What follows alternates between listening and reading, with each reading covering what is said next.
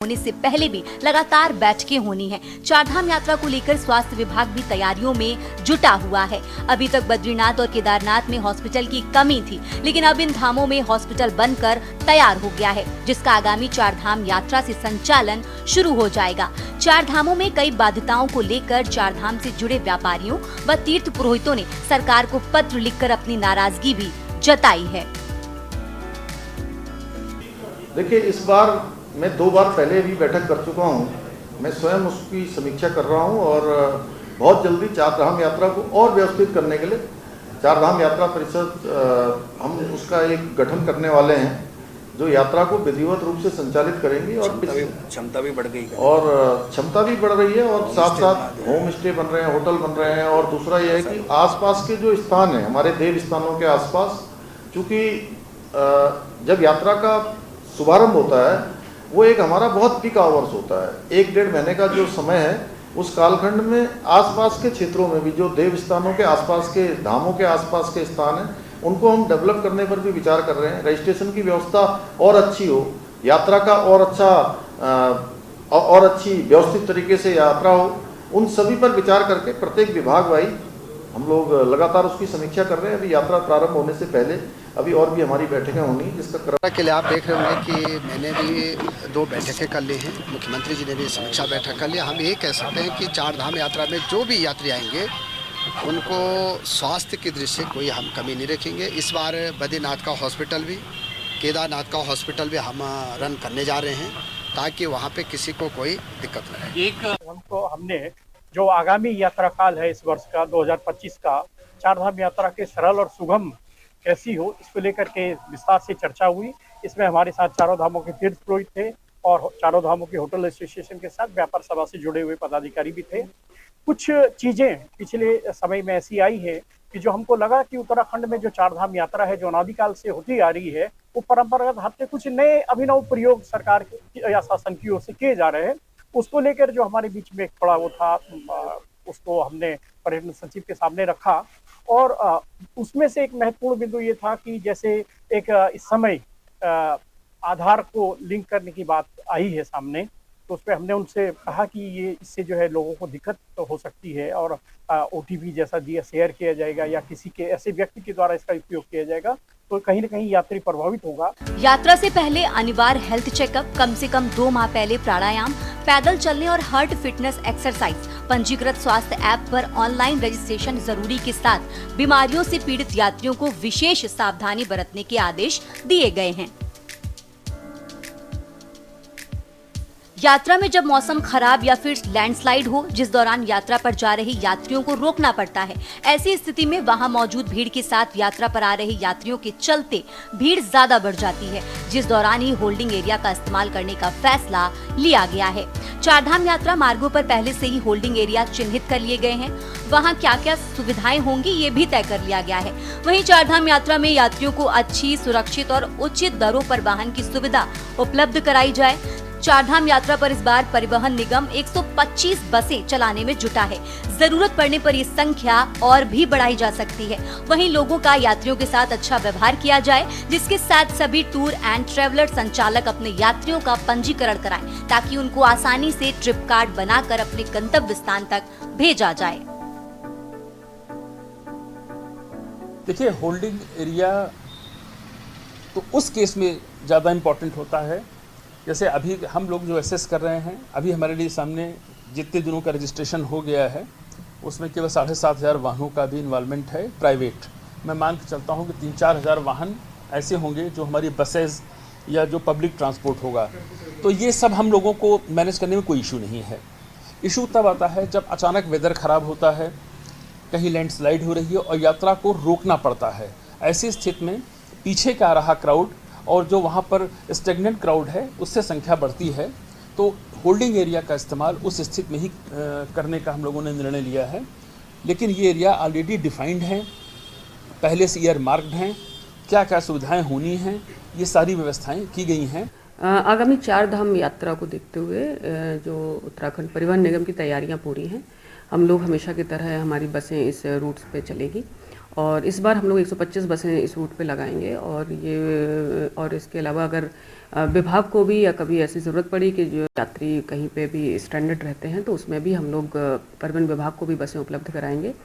और इसमें जो निगम की तरफ से और रूट्स और जो अतिरिक्त मैन पावर की जो ज़रूरत पड़ती है, जैसे कि बीच में ऋषिकेश डिपो है, हरिद्वार डिपो है या श्रीनगर डिपो है, यहाँ पे अतिरिक्त मैन पावर भी उपलब्ध कराएंगे। और साथ ही साथ जो बसों के लिए कलपुर्जों की ज़रूरत पड़ती है, उपकरणों की ज़रूरत पड़ती है और आवश्यक सामग्री की ज़रूरत पड़ेगी, वो भी हम लोग पर्याप्त मात्रा में इस जगह पे उपलब्ध कराएंगे। चारधाम यात्रा को बेहतर करने के लिए सरकार हर प्रयास कर रही है, लेकिन विपक्षी दल सरकार की मंशा पर सवाल खड़े करने में जुटा है। वर्तमान में हुई चारधाम यात्रा को देखते हुए विपक्षी दल लगातार सरकार पर हमला साधे है। उनका मानना है कि सरकार के अब तक के सभी दावे बेकार रहे हैं। ये केवल यात्रा में यात्रियों को परेशान करने के लिए नए नए एक्सपेरिमेंट किए जा रहे हैं, जिसकी वजह से केवल आने वाले समय पर यात्रियों को ही इसका सामना करना पड़ेगा। उत्तर प्रदेश में अभी एक एसओपी उनकी जारी हुई है चारधाम यात्रा को लेके। सिर्फ जुमलेबाजों की सरकार है, एक्सपेरिमेंट पे एक्सपेरिमेंट किए जा रहे हैं। अरे भाई, जो एसओपी जारी की है वो इम्प्लीमेंटेशन की तरफ जाएगी, कार्यान्वयन होगा उसका, उस प्रोग्राम का जो आप लेके चल रहे हैं। अभी तक के रिजल्ट्स आपके ये हैं भाजपाइयों कि जो श्रद्धालु जो आता है, जो क्राउड बनता है, विश्व भर से श्रद्धालु जो पहुंचता है चारधाम यात्रा में, सारे लकूनाज होते हैं। पानी की व्यवस्था उसको नहीं मिल पाती है, शौचालयों की व्यवस्था उसको नहीं मिल पाती है, उसको मेडिकल फैसिलिटीज नहीं मिल पाती हैं। छोटी छोटी व्यवस्थाएं अगर आप लोग नहीं दे पा रहे इस राज्य में, और ये रीड है निश्चित रूप से चारधाम यात्रा में जो वाकई इतना बड़ा मास पहुंचता है, तो कहीं ना कहीं छोटे से छोटा व्यवसायी उससे लाभान्वित होता है। कुछ जब भी यात्रा काल होता है तो यह सभी जारी करती है, लेकिन धरातल पर कुछ नजर नहीं आता। आपने देखा होगा कि केदारनाथ की यात्रा में कई श्रद्धालुओं की मौत हो जाती है। आप बद्रीनाथ में जाएंगे तो वहां पर भी स्थिति ऐसी की वैसी है। कहीं पर भी पार्किंग की व्यवस्था, आप अगर यदि जाते हैं, आप सीतापुर रामपुर से आगे जाते हैं तो पूरा जाम मिलता है। आदमी पैदल जा रहा है, पैदल पहले ही 5-10 किलोमीटर से पैदल चलना शुरू हो जाता है। ऐसी गंगोत्री यमुनोत्री की हालत है। तो आपने व्यवस्थाओं में स्वास्थ्य की अगर व्यवस्था कर देखेंगे, स्वास्थ्य में वहां पर कोई भी आदमी फर्स्ट एड उसको नहीं मिल पाता अगर यात्री आता है तो हमारे प्रदेश की जो छवि खराब होती है। जो बाहर से लोग आते हैं, लोग देवभूमि के नाम आते हैं, आस्था के नाम पे आते हैं, और उनको फिर इस प्रकार के हालातों से गुजरना पड़ता है, तो कहीं ना कहीं हमारी प्रदेश की छवि खराब होती है। सरकार को चाहिए कि धरातलीय व्यवस्थाओं पर सुनिश्चित करे, केवल अखबार पर, चैनलों पर चलाकर व्यवस्था को सुधारा ढर्रे पर नहीं लाया जा सकता। इस बार धामी सरकार ने कड़े नियमों के साथ यात्रा करने का संकल्प लिया है। पिछले साल की यात्रा की बात करें तो करीबन 50 लाख से ज्यादा श्रद्धालुओं ने दर्शन किए थे। इस बार ये आंकड़ा पार करने के प्रयास को सफल करने में सरकार का लक्ष्य है। अगर आप भी चारधाम आ रहे हैं तो आपको बता दें कि चारधाम यात्रा के लिए ऑफलाइन या ऑनलाइन दोनों तरह से रजिस्ट्रेशन होता है। उत्तराखंड पर्यटन विकास परिषद ने चारधाम यात्रा के लिए पंजीकरण को अनिवार्य किया है, जिससे कि श्रद्धालु निर्धारित तिथि पर दर्शन का लाभ उठा सकें। Uttarakhand desk report.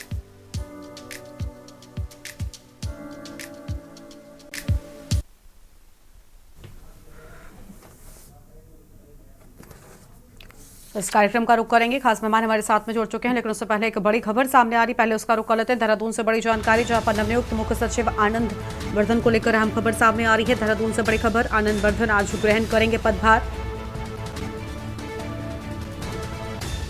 नवनियुक्त मुख्य सचिव आनंद वर्धन कार्यभार संभालेंगे।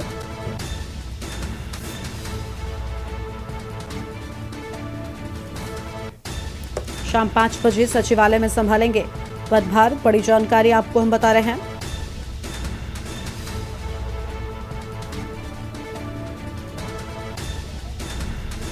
नवनियुक्त मुख्य सचिव आनंद वर्धन संभालेंगे कार्यभार।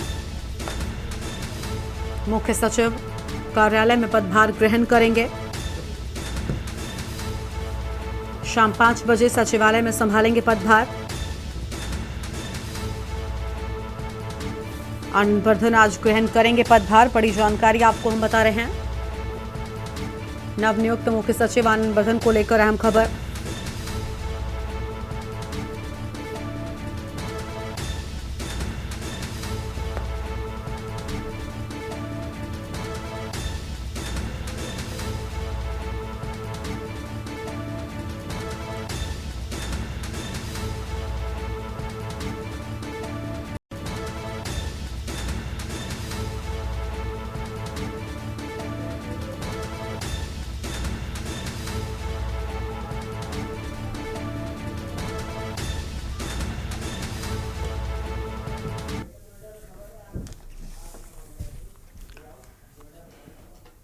और इसी बीच नोएडा से एक बड़ी जानकारी सामने आ रही, पहले उसका रुख कर लेते हैं। बड़ी खबर नोएडा से, जहां पर ग्रेटर नोएडा में कूलर बनाने वाली फैक्ट्री में भीषण आग लगने की बात सामने आई है। बड़ी जानकारी आपको हम बता रहे हैं।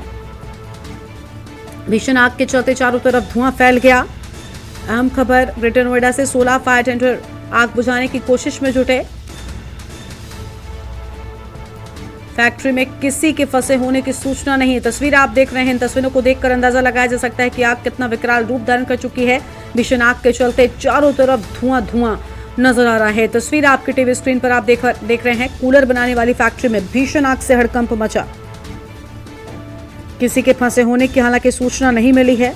बड़ी जानकारी आपको हम बता रहे हैं।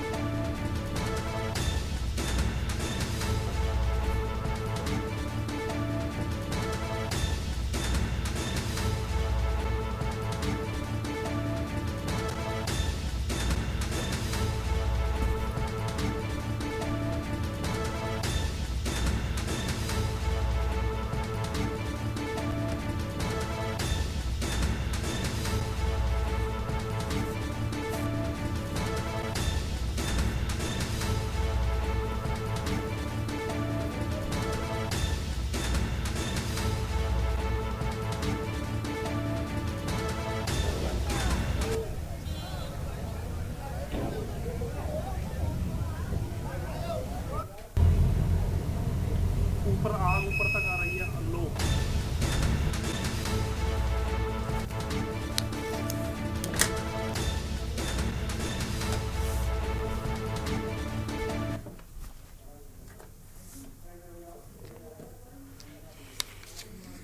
रुक कर लेते हैं देवभूमि के दंगल की ओर। खास मेहमान हमारे साथ में जुड़ चुके हैं। सबसे पहले इनसे परिचय कराते हैं। कमलेश रमन साहब हैं, प्रदेश प्रवक्ता बीजेपी की ओर से। गिरिराज किशोर हिंदवान, प्रदेश प्रवक्ता कांग्रेस पार्टी। टीकम राठौड़, केंद्रीय प्रवक्ता यूकेडी। राजेश सेमवाल, तीर्थ पुरोहित गंगोत्री धाम। और डॉक्टर रमेश खन्ना जी थोड़ी देर में जुड़ेंगे, वरिष्ठ पत्रकार हैं। शुरुआत कमलेश रमन जी के साथ में करना चाहेंगे। कमलेश जी, बड़ी तैयारियों का दावा सत्ता पक्ष की ओर से किया जा रहा है, लेकिन विपक्ष है जो कह रहा है कि बातें हवा हवाई हैं, लेकिन धरातल पर असल में शून्य है। हमारे जितने भी पैनलिस्ट बैठे हैं और आप भी और पूरे प्रदेशवासियों को और देशवासियों को नवरात्रि की बहुत ढेर सारी बधाई। माता रानी सभी की मनोकामना को पूर्ण करे और सभी को शुभकामनाएं मेरी। अब क्योंकि यात्रा का जिक्र आया है तो एक बहुत ही अच्छा टॉपिक है ये आज हमारा, क्योंकि हमारा प्रदेश उत्तराखंड धर्मस्थली कहलाता है और यहाँ जगह जगह से श्रद्धालु पहुंचते हैं दर्शन करने के लिए भोलेनाथ जी के तमाम, क्योंकि चारों धाम जो है ये उत्तराखंड में बसते हैं, जहाँ लोग पहुंचकर जो है दर्शन का लाभ उठाते हैं और अपना पुण्य कमाने का काम करते हैं।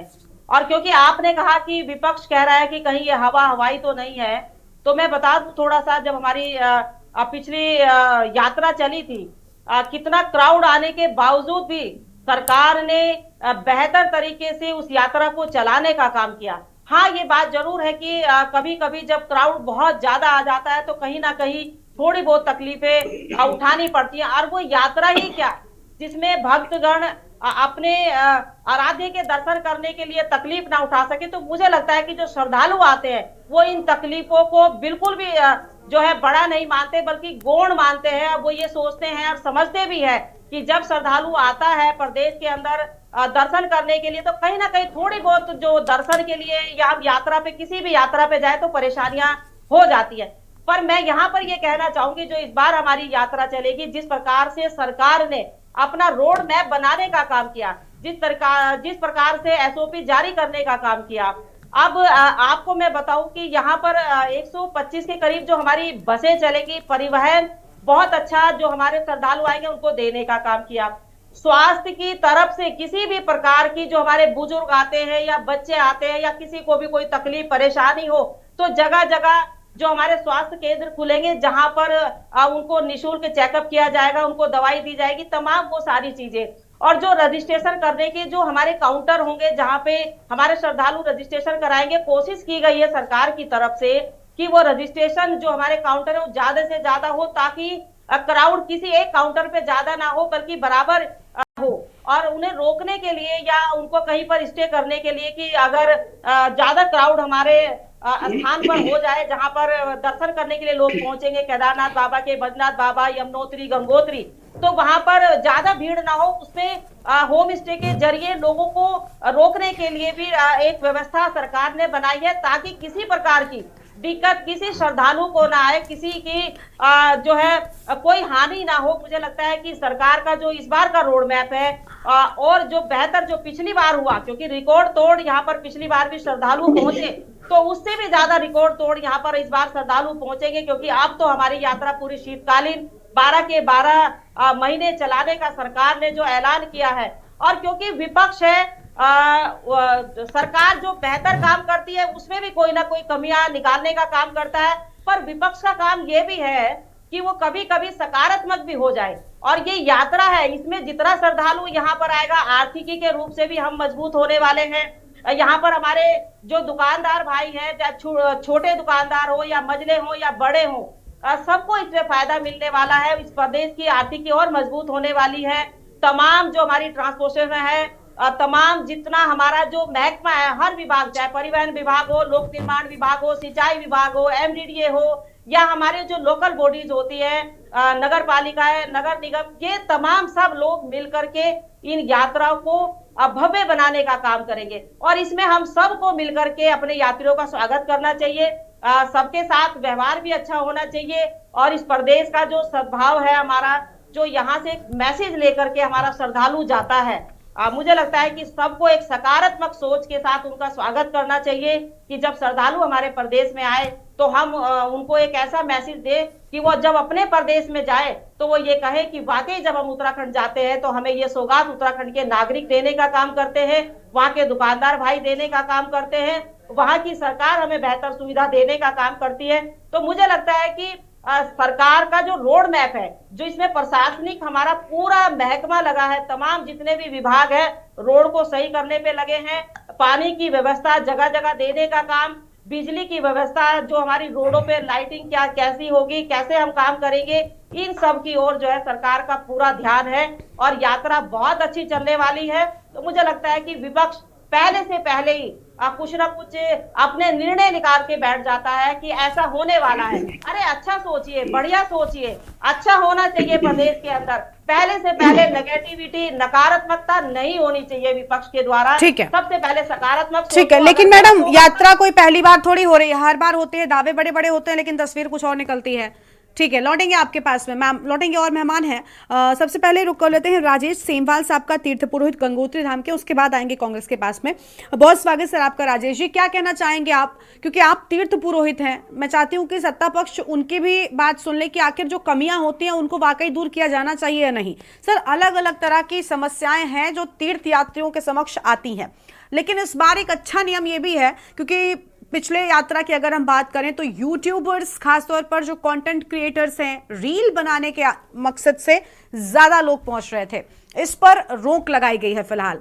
लेकिन कुछ एक वर्ग ऐसा भी है जो इस पर सवाल उठा रहा है कि ऐसा नहीं करना चाहिए, क्योंकि रील्स के माध्यम से, सोशल मीडिया पर देखकर ही सही, लेकिन लोगों का जुड़ाव जो है वो एक बार फिर से होता है, लोग और ज्यादा जुड़ाव महसूस करते हैं। कुछ लोग उसका गलत इस्तेमाल भी कर रहे थे। मुझे लगता है एक दायरा होना चाहिए, लेकिन पूरी तरीके से मनाही पर आप क्या कहेंगे, इस कदम को किस तरीके से देख रहे हैं?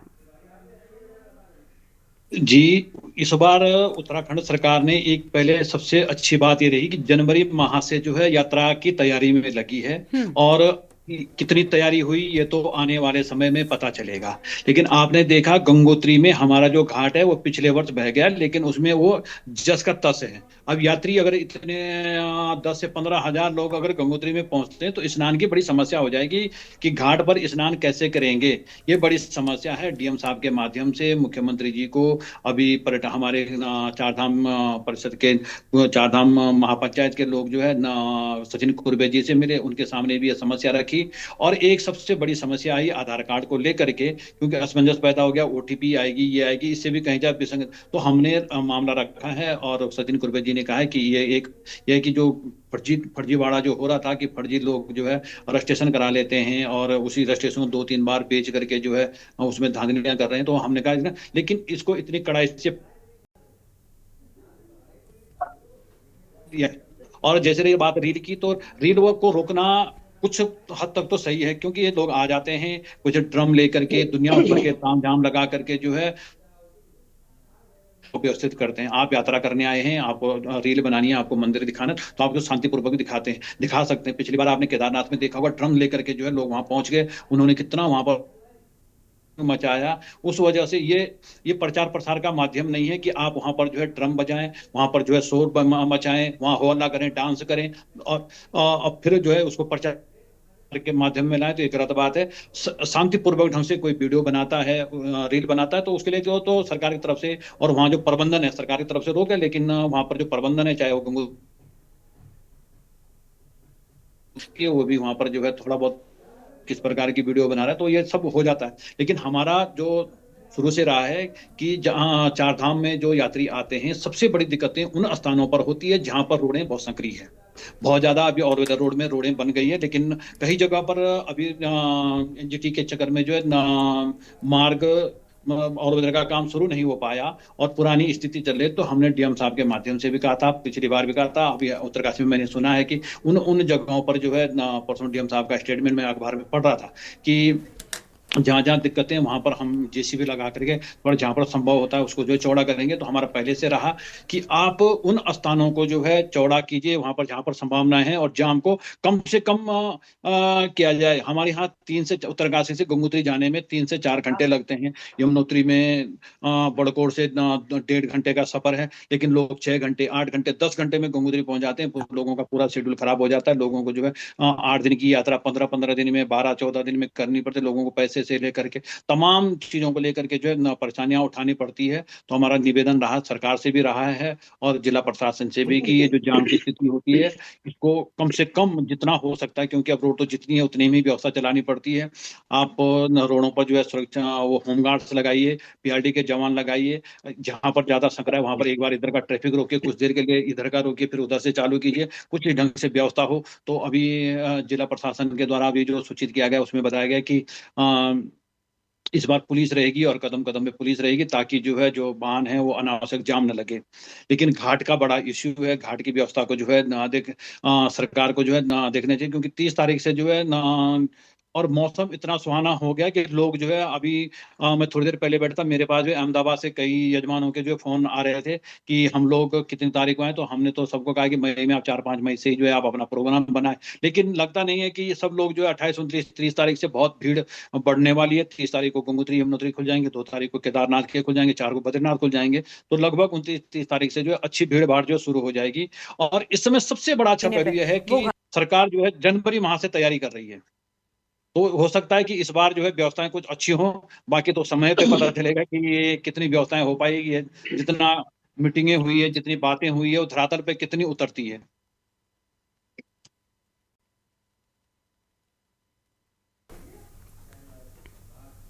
बिल्कुल, लौटेंगे अपने कार्यक्रम में। लगातार खास मेहमान हमारे साथ में बने हुए, उनसे और बातचीत करेंगे, लेकिन उससे पहले एक ब्रेक के लिए यहाँ पर रुकते, कहीं मच जाएगा, फौरन हाजिर होंगे।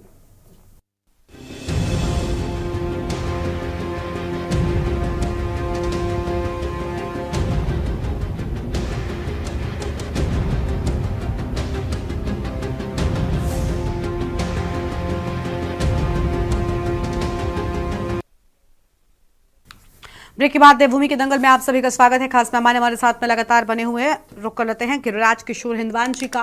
गिरिराज जी प्रदेश प्रवक्ता है कांग्रेस पार्टी की ओर से। गिरिराज जी, चारधाम की तैयारियों में कमलेश जी का कहना है कि थोड़ा सा इंतजार करना चाहिए, उसके बाद सवाल उठाना चाहिए। लेकिन सवाल ये मेरा भी है, आपका ही नहीं, कि आखिर हम कोई हर बार नई चीजें थोड़ी देखते हैं, वही चीजें होती हैं, लेकिन उन समस्याओं का हल नहीं होता। समस्या तब होती है कोई नई समस्या आ जाए, कोई आकस्मिक कोई परिस्थिति बन जाए, उस पर सवाल नहीं उठते जल्दी। गरिमा जी, सबसे पहले तो नवरात्रि की मैं आपको शुभकामनाएं दूंगा। सारे पैनलिस्ट जितने बैठे हुए हैं हम लोग हमारे चैनल डिबेट में जो पार्टिसिपेट कर, और समस्त देशवासियों को, प्रदेशवासियों को बहुत बहुत शुभकामनाएं। गरिमा जी, आज वाकई बड़ा जो ये मुद्दा है चार धाम यात्रा, निश्चित रूप से उत्तराखंड देवभूमि है। गरिमा जी, देवतुल्य जनमानस यहाँ वास करता है। 7 और 8 वर्षों से लगभग 8 वर्ष लगभग इनके पूर्ण होने जा रहे हैं। सत्ता में इस समय भाजपा है प्रदेश, लगभग अगर पिछली यात्रा को हम लेते हैं गरिमा जी, तो श्रद्धालुओं की संख्या भी घटी, संख्या बल भी घटा। सुनिएगा, लकुनात जो होते हैं, वाकई लास्ट मोमेंट में जो अलर्ट होने वाली बात की जाती है सरकार की, कि श्रद्धालु पहुंचे उत्तराखंड चारधाम यात्रा करने और उसको बेसिक फैसिलिटीज न मिल पाए गरिमा, उसको पानी नहीं मिल पा रहा है, उसको स्वच्छ शौचालय नहीं मिल पा रहा है, उसको मेडिकल फैसिलिटीज नहीं मिल पा रही हैं, तो आप स्वयं सोचिए क्या मैसेज लेके हो जाएगा गरिमा जी। क्योंकि जब वो मैसेज पास ऑन करता है, जब वाकई उसकी वापसी होती है चारधाम यात्रा करने के बाद, तो एक अगर अच्छी अनुभूति अगर वो लेके जा रहा है, तो निश्चित रूप से वो मैसेज जो आगे पास ऑन करेगा, अच्छा मैसेज पास ऑन करेगा। आने वाले समय में क्राउड बढ़ेगा। लेकिन सरकार जो है, आज वाकई जब मैं स्पष्टीकरण देख रहा था, और एक छोटी सी बात, अभी सेमवाल साहब जो गुरुजी हमारे पंडित जी आए हुए हैं पुरोहित, वो घाट की व्यवस्था बनाने की बात कर रहे थे। अभी घाट बह चुका है पिछले बरसात में। गरिमा जी, कहां सरकार सिंसियरिटी लिए हुए है, कहां सरकार इमोशंस को लिए हुए इस चारधाम यात्रा में अपनी जो एसओपी इन्होंने जारी की है, आपको लगता है वो इंप्लीमेंटेशन की तरफ जाएगी? आपको लगता है वो कार्यान्वयन की तरफ जाएगी? गरिमा जी, कैसे हो सकता है? आप स्वयं सोचिए, अभी यात्रा शुरू होने वाली है और वो घाट बह चुका है, उसकी वैकल्पिक व्यवस्था की बात भी की जा रही है कि आप उस तरफ तो बढ़े।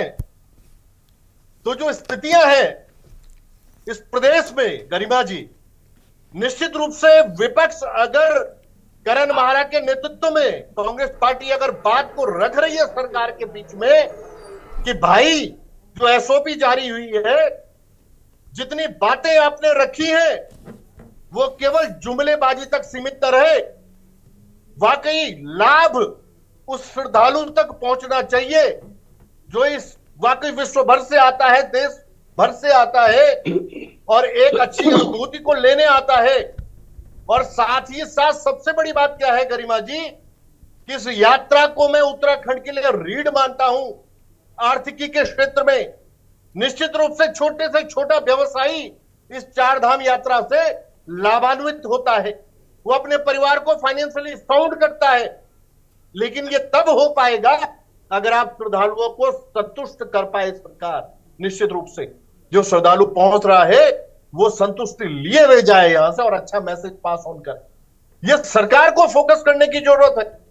केवल जुमलेबाजी, केवल भाषणबाजी, केवल नहीं साहब हम ये लेके आ रहे हैं, ये लेके आ रहे हैं, लेकिन प्रैक्टिकली जो बात है, जो ट्रुथ है, वो गुरुजी अभी सेमवाल साहब बता रहे हैं कि अभी तक काम नहीं हुआ है। अरे वैकल्पिक व्यवस्था तो बनाओ उस घाट की,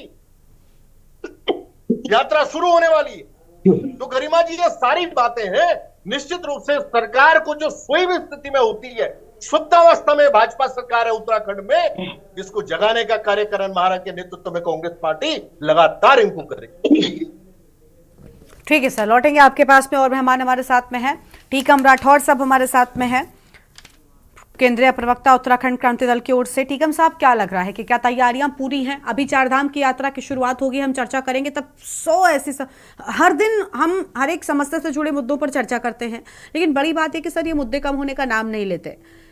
10 लाख की संख्या के श्रद्धालुओं की कमी आई थी इस बार की यात्रा में, जब सरकार ने खूब सारे दावे किए थे। वही हाल इस बार की यात्रा में भी है। क्या लग रहा है, सरकार क्या पूरी तैयारियां कर चुकी है? बिल्कुल गरिमा जी, आपने ठीक कहा, तैयारियां कभी पूरी नहीं होती है, चाहे किसी भी हद से देखते हैं। जो इंसानियतता की जो बात करके चलते हैं हम लोग, तैयारियां कभी पूरी नहीं होती और आकांक्षाएं हमेशा बढ़ती रहती है। हम ये कहना चाहते हैं, यदि सरकार तैयारियों को लेकर आश्वस्त है और अच्छी तैयारियां मिलती है जनता को, हमारे श्रद्धालुओं को, तो इससे निश्चित रूप से हमारे प्रदेश की जनता की आर्थिकी बढ़ेगी, प्रदेश की आर्थिकी बढ़ेगी। यह सबसे बड़ा विषय है जिसमें सरकार को मंथन करना चाहिए कि वो ज्यादा से ज्यादा सुविधाएं दे पाए। और दूसरी बात मैं कहना चाहता हूं कि जिस प्रकार से ये अधिकारियों के साथ सरकार मीटिंग कर रही है, पहले जनवरी से ही ये मीटिंगें कर रही है, तो निश्चित रूप से मुझे लगता है इस बार इसका लाभ भी प्रदेश को मिलेगा और यात्रियों को भी इसकी सुविधाएं मिलेंगी और दिखेंगी। तो ये तमाम जो बातें हैं सरकार को करनी चाहिए। इन्होंने काफी मंथन किया है इस पे, ये ट्रैफिक प्लानों को, होर्डिंग को लेकर इन्होंने कई मंथन किए हैं। तो इसमें भी हम ये कहना चाहते हैं कि जो ट्रैफिक प्लान है भाई, जो आपका यात्रा स्थल पर जो आदमी कितने हजार का आपने इसमें टाइमिंग बनाई है कि इस कितने टाइम में वो वहां से रिवर्स करेगा और कितने हजार का हम जत्था अंदर भेज सकते हैं, ये तमाम जो विषय है इसको अभी से ही प्लानिंग के तहत हमने कहा था कि जो ये प्राधिकरण है, ये प्राधिकरण बनना चाहिए, क्योंकि प्राधिकरण ये सब चीजों का आंकड़ा बनाता है और वो सिस्टम से लोगों को भेजता है और वो टाइमिंग भी फिक्स करता है कि किस समय में कितने हजार यात्री अंदर जाएंगे, उसके बाद वो रिवर्सिंग कितने समय के बाद करेंगे। तो इससे हमारी जो जनसंख्या का आंकड़ा है, हर दिन की जो श्रद्धा और जो दर्शन का जो आंकड़ा है, वो बिल्कुल पैमाना फिट बैठता है और फिट दिखता है और वो बिल्कुल एक निश्चित रूप में एक फिगर बनती है उसकी। तो ये जो बोर्ड है, ये बोर्ड काफी काम करता है। तो हम कई जो तीर्थ स्थल ऐसे विश्व में या हमारे देश में है, तो ये इसीलिए बनाए जाते हैं ताकि उसका जो आंकड़ा है वो भी क्लियर दिखे और व्यवस्था हमने कहाँ तक ले जानी है, ये तमाम व्यवस्थाएं भी उसमें दिखनी चाहिए। यूकेडी तो ये कहना चाहती है कि जिस प्रकार से मुख्यमंत्री जी ने सभी विभागों के साथ मीटिंगें की है, तो हम तमाम विभागों को ये साधुवाद देते हैं, तमाम विभागों का हम हौसला अफजाई करते हैं कि यदि आप अपने पे आएंगे और अपने शक्ति का परीक्षण करेंगे तो निश्चित रूप से हमारी कोई भी सरकार ऐसी नहीं है कि व्यवस्था नहीं बना सकती। ये तमाम जितने भी विभाग है, ये उनके ऊपर डिपेंड करता है कि आप किस प्रकार से शक्ति के साथ उसका निर्वहन करवाएंगे अपने कर्मचारियों से, अपने लोगों से जो वहां पे व्यवस्था संभाल रहे हैं। तो ये तमाम व्यवस्थाएं वो संभाल सकते हैं और इसके लिए उनको बिल्कुल जो ये एसओपी जारी की है, इसमें भी जैसे स्वास्थ्यों को लेकर इन्होंने कहा कि भाई 104 नंबर इन्होंने कहा कि डायल करे तो तुरंत उसको सुविधाएं मिलेंगी। ये तमाम चीजें हैं, तो ये अच्छी बात है। यदि सरकार इसमें मंथन कर रही है तो मुझे लगता है काफी समय से मंथन इसमें चल रहा है। तो और भी कई व्यवस्थाएं हैं, जैसे इन्होंने कहा 125 बसें हमने लगाई है, तो 125 बसें आपने लगाई है तो आपने पार्किंग की व्यवस्थाएं कितनी बनाई है? आपके यहाँ जो प्राइवेट 7000 आपका जो लोकल व्हीकल जाएगा वहां पे आपने 7500 की बात की है कि जो प्राइवेट छोटी गाड़ियां हैं वो भी 7-7.5 तक जाएंगी। तो ये तमाम आपके कहाँ कहाँ रास्तों में कैंप बनेंगे। यदि मान लिया जनसंख्या बहुत ज्यादा आ जाती है या श्रद्धालु बहुत ज्यादा आते हैं, तो ये प्रदेश के लिए तो बहुत सौभाग्य की बात है कि प्रदेश के अंदर ज्यादा से ज्यादा लोग आए, हम तो चाहते ही यही है। लेकिन उसके लिए फिर आपने क्या कैंपों की व्यवस्था की, कैंप कहाँ कहाँ लगेंगे और कहाँ कहाँ आप कितने वैकल्पिक लोगों को भी रोजगार उसमें देना चाह रहे हैं, दे सकते हैं। तो ये व्यवस्थाएं मुझे लगता है ये हमने पिछले बार भी काफी बोला था और अभी भी इन्होंने कई जगह कैंपों की तो बात की है, जैसे मुजफ्फरपुर में बताया इन्होंने, रास्ते में आपको ऊपर उस क्षेत्रों में भी आपको इन्होंने बताया होगा। तो ये कैंप वगैरह भी इनके टाइमिंग के साथ होने चाहिए और इसकी भी टाइमिंग होनी चाहिए कि वो कितने घंटे तक उस कैंप में रहेगा, उसके बाद उसको आगे का जो गंतव्य तक जाना है वो ये तमाम व्यवस्थाएं हैं, इसको मॉनिटरिंग के तहत करना चाहिए। हमने तो कहा था कि यदि ड्रोनों के द्वारा भी यात्रा का संचालन किया जाता है तो ज्यादा बेहतर रहेगा, इसका कंट्रोल रूम बनाया जाए, तमाम जो यात्री है उनको ये सुविधाएं मिले। ठीक है सर, लौटेंगे आपके पास में। डॉक्टर रमेश खन्ना जी हमारे साथ में हैं, वरिष्ठ पत्रकार हैं। बहुत स्वागत सर आपका भी। रमेश जी, क्या कहना चाहेंगे, सरकार के दावों पर विपक्ष के सवाल क्या ठीक हैं या फिर सिर्फ और सिर्फ विरोध के लिहाज से सवाल उठाए जा रहे हैं? थोड़ा इंतजार करना चाहिए, यात्रा की शुरुआत होनी चाहिए, उसके बाद ही एक निष्कर्ष पर पहुंचा जा सकता है। गारिमा जी, पहले नवरात्र के अवसर पर आपको और यहाँ आए सभी महानुभावों को मैं हार्दिक शुभकामनाएं देता हूँ। व्यवस्था के जितनी भी अभी तक बातें हो रही हैं, ये सब जो है हवा में है, धरातल पर कोई काम नहीं हो रहा। अभी शनिश्चरी अमावस्या पर मंगलौर से रुड़की के बीच में लोग 2-2.5 घंटा जाम में फंसे रहे, कोई यातायात की व्यवस्था नहीं थी। 2-2.5 घंटे बाद लोग रुड़की और मंगलौर से हरिद्वार तक पहुंचे। अभी तो यात्रा भी शुरू नहीं हुई, तो जब यातायात व्यवस्था का ही हाल है तो यात्रा शुरू होने पर क्या व्यवस्था होगी? दूसरा, ऋषिकुल आयुर्वेदिक ग्राउंड के अंदर हमेशा यात्रा की व्यवस्था के लिए कैंप बनाए जाते हैं, यात्रियों के ठहरने की व्यवस्था की जाती है, ऐसा कुछ भी कहीं कुछ नजर नहीं आ रहा है। जितनी भी व्यवस्थाएं हरिद्वार में यात्रा के नाम पर है अभी तक नल एंड वाइड है। मैं कहीं पर कोई ऐसी व्यवस्था नहीं देख रहा जिससे लगे कि सरकार यात्रा को लेकर धीर गंभीर है। ये आप देखिए कि शनि श्री अमावस्या पर रुड़की से हरिद्वार तक पहुंचने में यात्रियों को अपने वाहनों से, और जो लोग सार्वजनिक वाहनों से आ रहे हैं उनका तो बहुत बुरा हाल था, उनको तो बाहर लक्सर कानपुर घुमा के भेजा गया। इतने छोटे से स्नान में जब ये हालत है तो यात्रा आरंभ होने पर क्या स्थिति होगी हमारे यहाँ पर। ये अधिकारियों के साथ जितनी भी व्यवस्थाएं हो रही हैं ये सब जो है हवा में है। धरातल में कोई व्यवस्था अभी यहाँ पर हरिद्वार में मुझे यात्रा के लिए सरकार के पद से नजर नहीं आ रही है। ठीक है सर, लौटेंगे आपके पास में जी।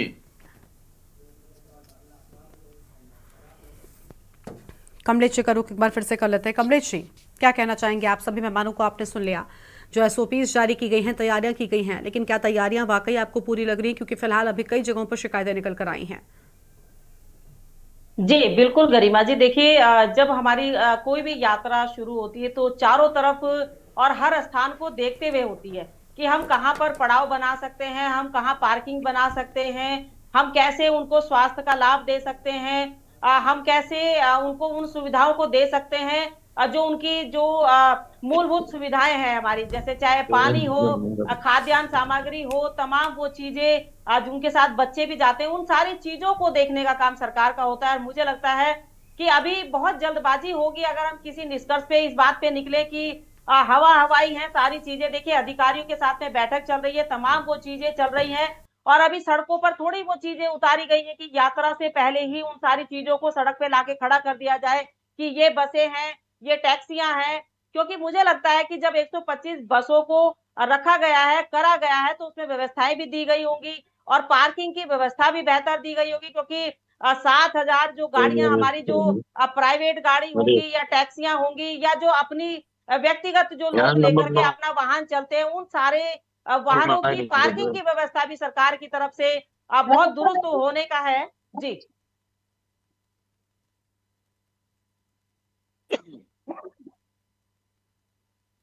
गरिमा जी, मेरी आवाज आ रही है? हाँ जी, आपकी आवाज मिल रही है मैडम। गिरिराज जी का रुख कर लेते हैं। गिरिराज जी, तैयारियां पूरी हो चुकी हैं, आप सिर्फ और सिर्फ सवाल उठा रहे हैं? हालांकि बहुत दूर नहीं है तस्वीर साफ होने में, बहुत देरी है नहीं। यात्रा शुरू होने जा रही है निश्चित रूप से। जो मैंने बात रखी कि रीढ़ इस यात्रा को, मैं चारधाम यात्रा को मानता हूं उत्तराखंड के लिए, छोटे से छोटे व्यवसायी की मैंने बात रखी, निश्चित रूप से लाभान्वित होता है। सरकार भाजपा की है लेकिन गंभीरता लिए हुए नहीं है। मैं बोल तो दिया, निश्चित रूप से जो पिछला एक्सपीरियंस है वो वाकई रिपीट नहीं होना चाहिए। अगर कमियां थी, अगर ये बात रखी गई कि मेडिकल फैसिलिटीज को आप दुरुस्त करें, आप वाकई पानी की व्यवस्था श्रद्धालु को दें, शौचालय उसको उपलब्ध हो स्वच्छ, ये सारी चीजें हैं, ये सारी बातें हैं। और गरिमा जी, लास्ट मोमेंट पे पिछली बार भी जो हुआ है, लास्ट मोमेंट पे सरकार अलर्ट हुई, जब क्राउड बना, जब भीड़ बढ़ी, तो ये लास्ट मोमेंट पे अलर्ट होते हैं। आज जनवरी से अगर बात हो रही है कि आप वाकई प्रिपरेशन कर रहे हैं, लेकिन आपकी वो प्रिपरेशन ग्राउंड पे, धरातल पे इम्प्लीमेंटेशन की तरफ जाती हुई दिखनी चाहिए विपक्ष को, नहीं तो सवाल आएंगे। अगर सेवा आप भी बैठा करें अधिकारियों के साथ। अरे सुन लो कमलेश जी, सुन लो, सुनने की आदत डालो भाजपा के लोगों। अरे भाई, हम निश्चित रूप से अगर पुरोहित जी हमारे सेमवाल साहब ने कोई बात रखी घाट के पहने की और आज तक वैकल्पिक व्यवस्था सरकार नहीं दे पाई गरिमा जी, तो ये तो उदाहरण है ना आपके सामने, ये तो विजिबल है सारी चीजें, ये फैक्ट्स हैं, ये ट्रूथ है आपके चैनल पे। तो ये लोग कहां इंप्लीमेंटेशन की तरफ है जाना चाहिए। निश्चित रूप से आज भी विपक्ष आपके साथ खड़ा होगा। सुनिए कमलेश जी, आपकी पार्टी के साथ, अगर आप सही ट्रैक पर करते हैं, अगर आप सही पाथ लिए हुए होते हैं, लेकिन अगर वाकई हमें दिखेगा कि आप लोग कहीं सिंसियरिटी रखे हुए नहीं है, सरकार इस चारधाम यात्रा को फोकस कर रही है लेकिन उसमें सिंसियरिटी नहीं है, गंभीरता नहीं है, तो करण महारा के नेतृत्व में जगाने का कार्य हम लोग करेंगे ना। डंडा हम लोगों ने रखा हुआ है। आप कुछ ऐसे सकारात्मक सलाह दीजिए, लेटर लिखिए, पत्र लिखिए, मीटिंगों में हिस्सा लेने का काम कीजिए, मुख्यमंत्री जी से बात कीजिए, पर्यटन मंत्री जी से बात कीजिए। मुझे लगता है कि सकारात्मक चीजें आनी चाहिए विपक्ष की तरफ से। आप दीजिए सलाह, कोई मना थोड़ी कर रहा है, आपकी बातों दे रहे हैं ना, सलाह दे रहे हैं आपको। यात्रा आपको तो सलाह सभी भी पूरे दे रहे हैं, प्रदेशवासियों के लिए है ना, ये तो पूरी कमलेश जी, और यात्रा सभी आगाह भी कर रहे प्रदेशवासियों हैं के लिए है, मुझे कि लगता है। वाकई ये यात्रा जो है ये रीढ़ आपका है भी सीना उत्तराखंड गर्व के से लिए। चौड़ा होगा कि हमारे यहाँ यात्री पहुंच रहे हैं, निश्चित तो रूप ये से सभी के सुनिए लिए। गरिमा जी, एक एक यात्री इस यात्रा में संतुष्ट होकर जाना चाहिए।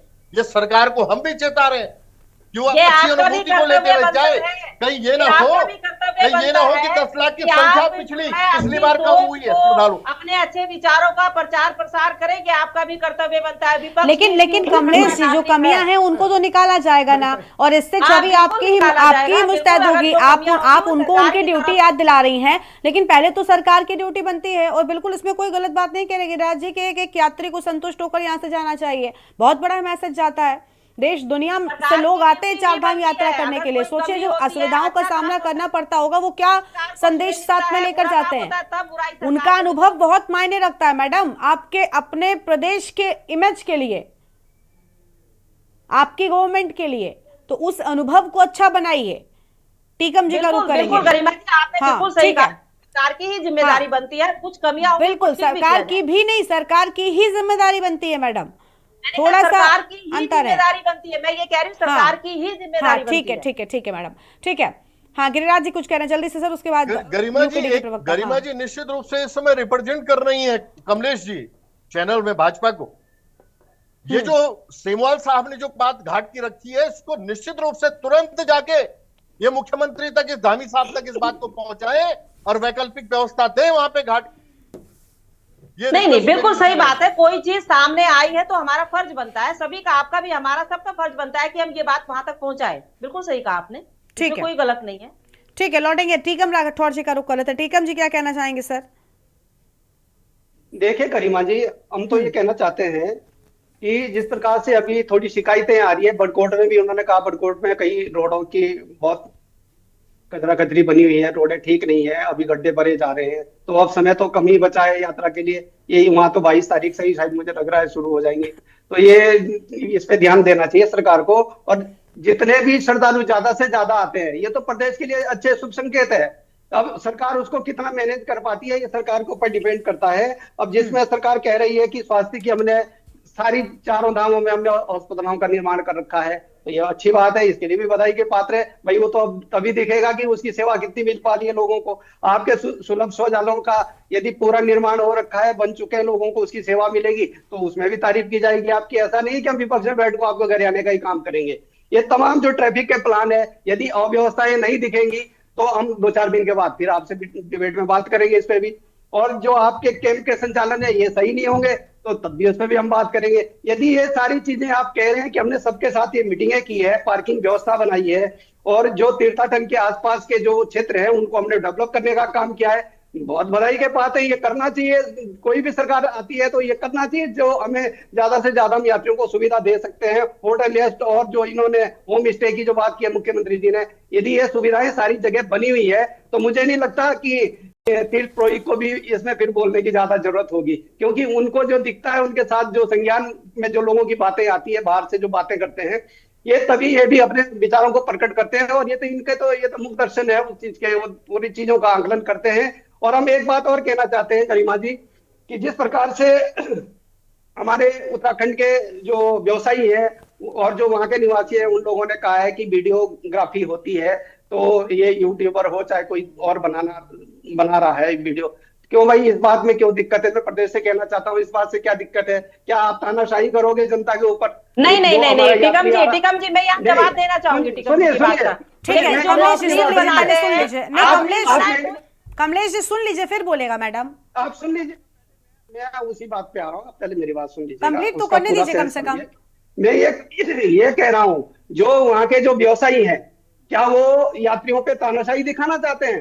वो जो कमियां कुछ यात्रियों को दिख रही है, मुझे नहीं लगता वो भी तो तभी बनाते होंगे।